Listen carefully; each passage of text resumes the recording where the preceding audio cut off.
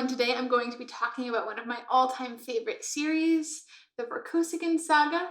This is a series I've mentioned a lot on the channel but never done an in-depth video about.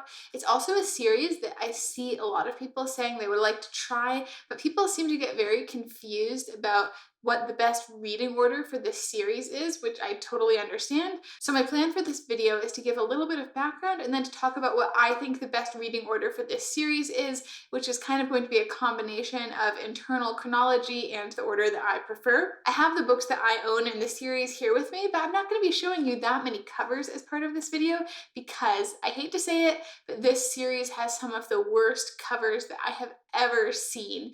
It first started getting published in the 80s, and I'm guessing that some of these covers date from then. They bear very little resemblance to any of the characters or anything that actually happens in any of the books, and are just generally kind of embarrassing. So that is unfortunate, but please don't let it stop you from trying this amazing series. So I first started reading the Vorkosigan Saga by Lois McMaster Bujold when I was in college, and it quickly became one of my favorite series of all time. At this point, it is made up of 17 novels and a few novellas and short stories. I think I've read pretty much all of those except for one novel and maybe a couple of the short stories. Most of the series, except for a few standalones, follows the character Miles Vorkosigan from around the ages of 18 to when he's around 40.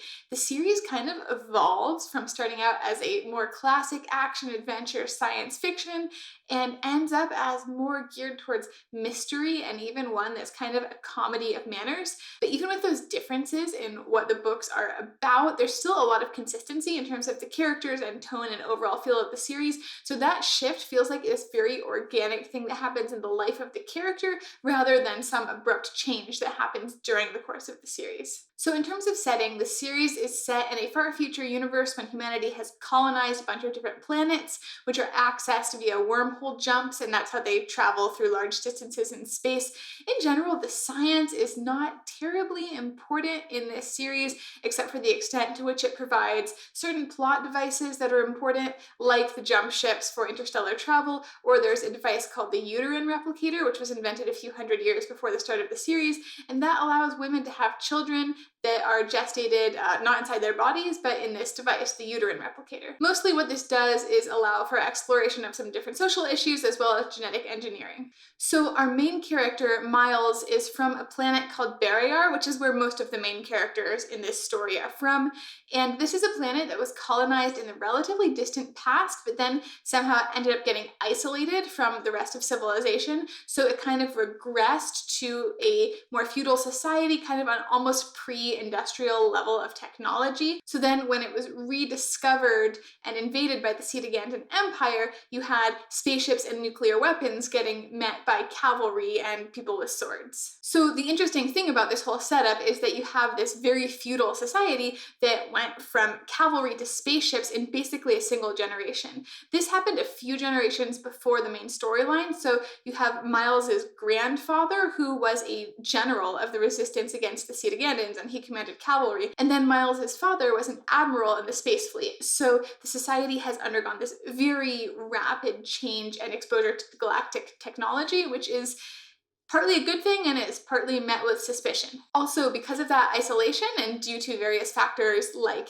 inbreeding and also all the nuclear weapons that the Cetagandans used on parts of Barrayar, the people there have an extreme fear of genetic mutations and had basically adopted a practice of infanticide against any child with a noticeable birth defect. So basically what this means for the society is that there's really a lot of discrimination towards people with any obvious deformity or any kind of genetic condition. It's also a very militaristic society where physical prowess is very important. So being born into this society, you have Miles Vorkosigan, who on the surface of things should be an extremely privileged character. His father is the son of a count, which is the highest rank of nobility, and his father is actually, at the time he is born, the regent to the emperor, who is a young boy at the time. Miles's mother Cordelia is actually from another planet, Beta Colony, which is a much more egalitarian and open, diverse society. But when Cordelia is pregnant with Miles,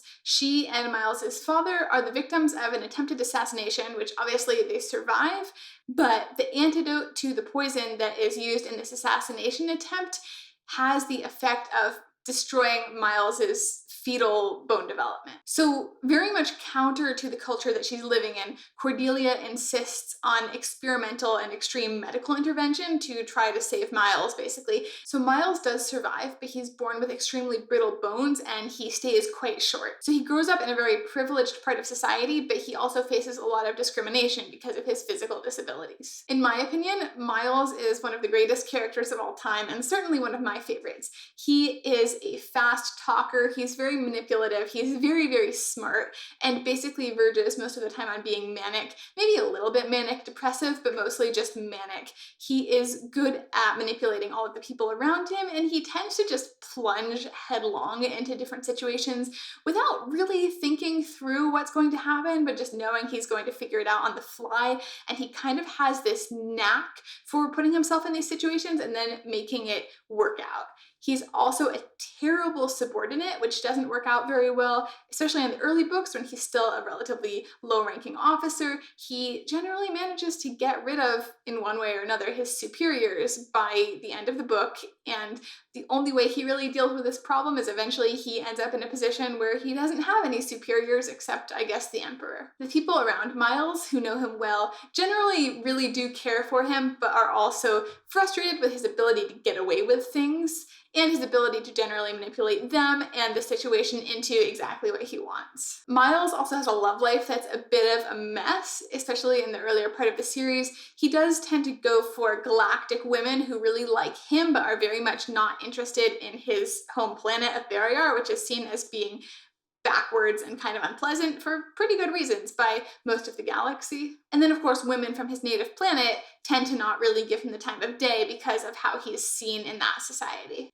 It's pretty fair to say that while there are some antagonists in this series, Miles is definitely his own worst enemy most of the time. Generally his bad decisions come from either his desire to impress a woman, which happens a few times, or his feelings about being in his father's shadow because his father is this very respected, looming presence in military history, and Miles wants nothing more than to live up to his father's reputation. On the other hand, he does end up going into basically the Secret Service where nobody has any idea what he's doing and generally thinks that what he's doing is just being the recipient of nepotism.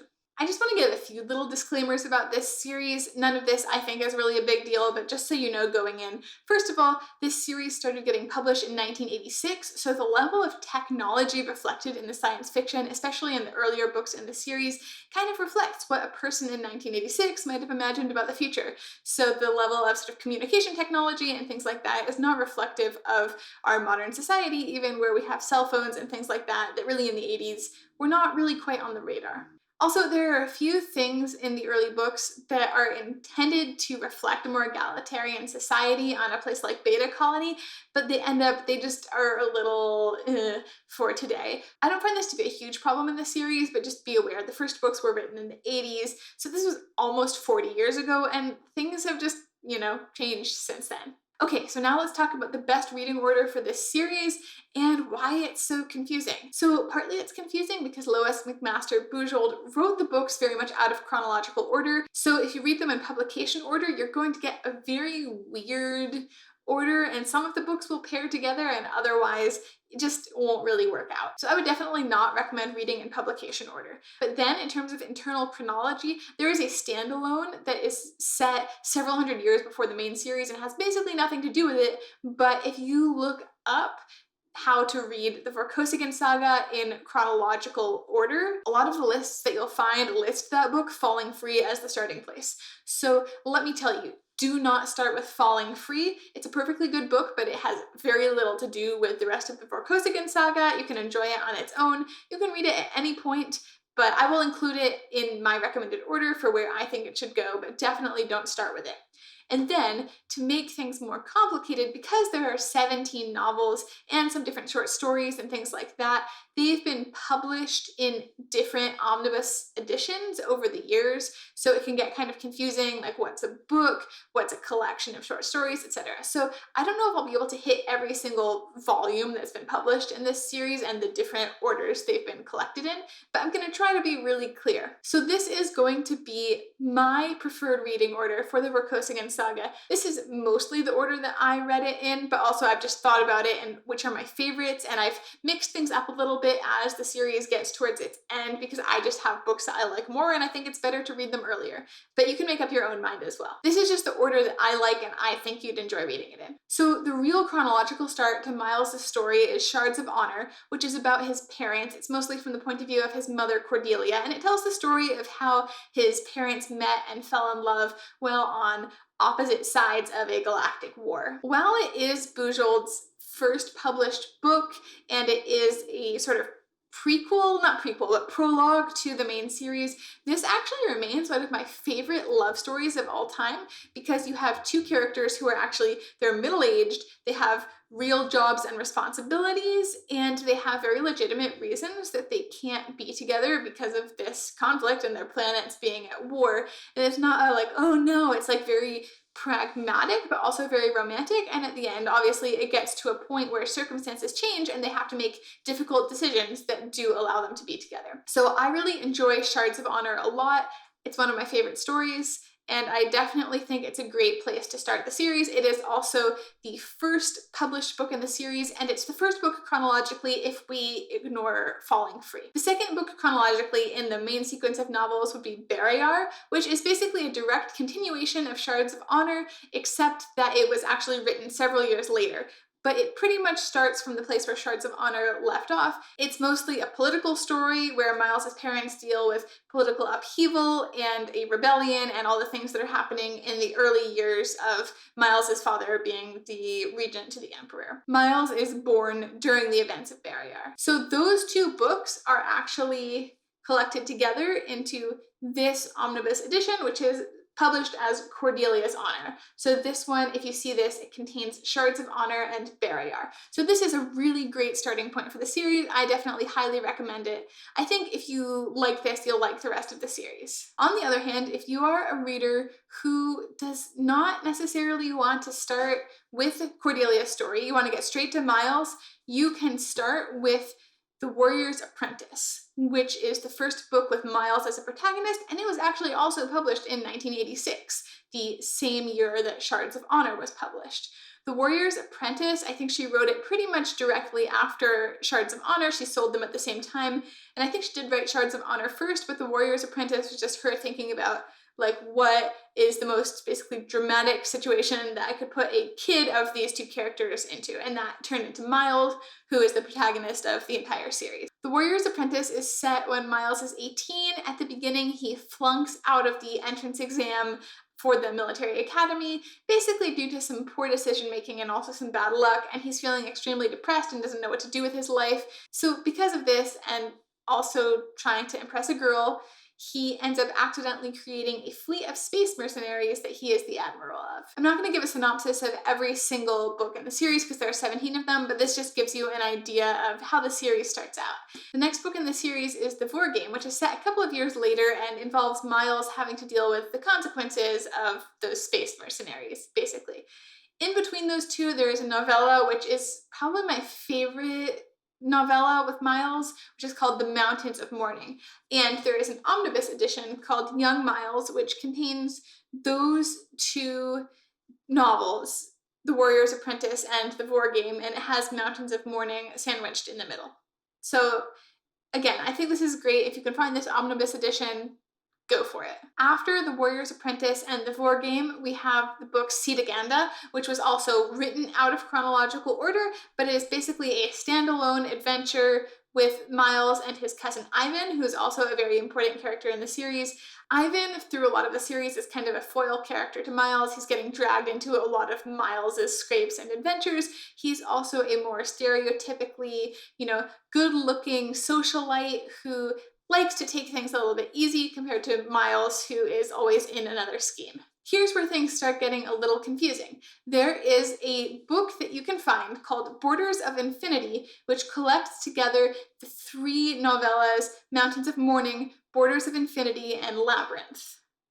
There's also a frame story around these novellas, which kind of makes it look like it's a new book, but it's not. It's just a very small frame story set around these three novellas. You can also find these novellas in other omnibus editions or on their own, so If you see a full book called Borders of Infinity, skip it. Then you have the Miles Errand Omnibus Edition, which has the next 2 books in the series plus the Borders of Infinity novella. So I'll tell you about those 2 books. They are Brothers in Arms and Mirror Dance, and they are pretty directly related. I think they were also actually written back to back. I don't want to say too much about them because I don't want to spoil anything, but Miles's life and career starts to get a lot more complicated. So again, I don't know what's going on with this cover. It's completely horrible.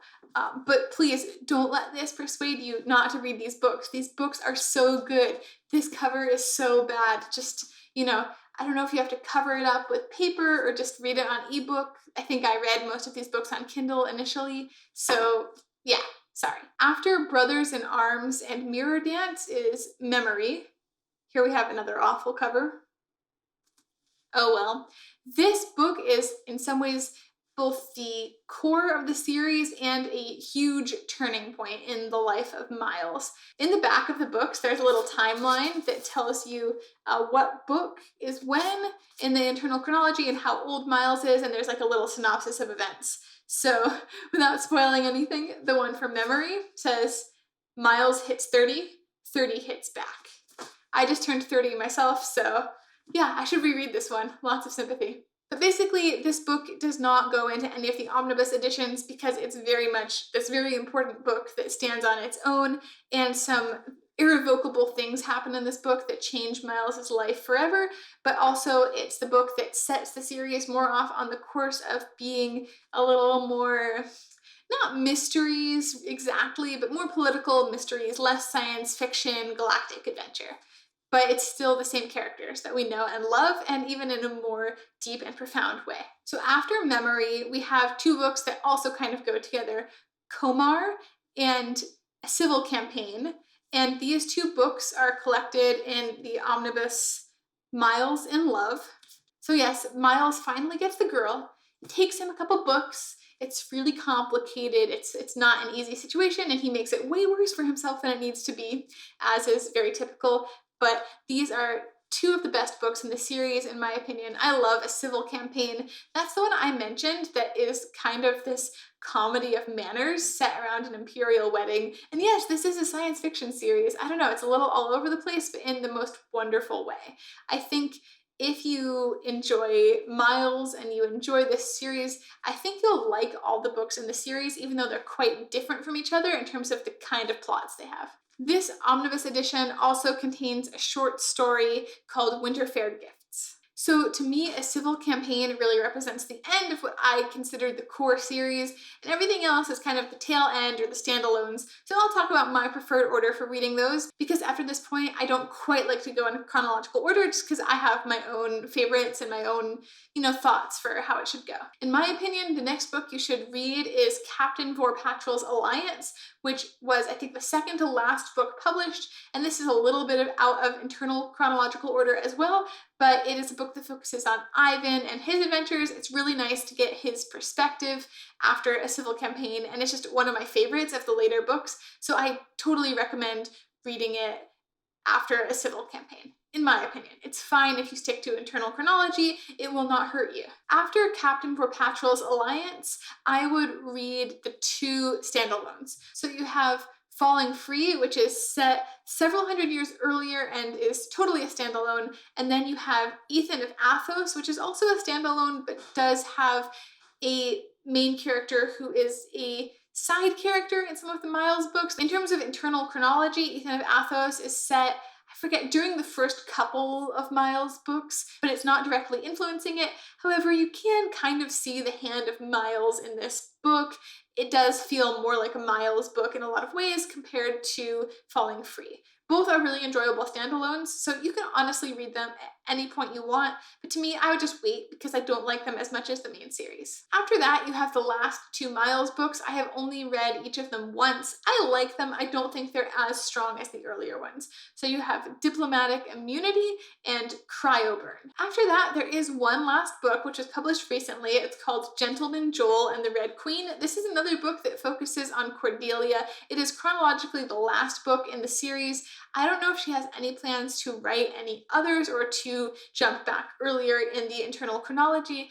I actually haven't read this book yet, and I kind of have my own reasons, but mostly it's just it feels very final in terms of the journey of certain characters, and I am just not emotionally ready for that. So I just haven't read this one yet.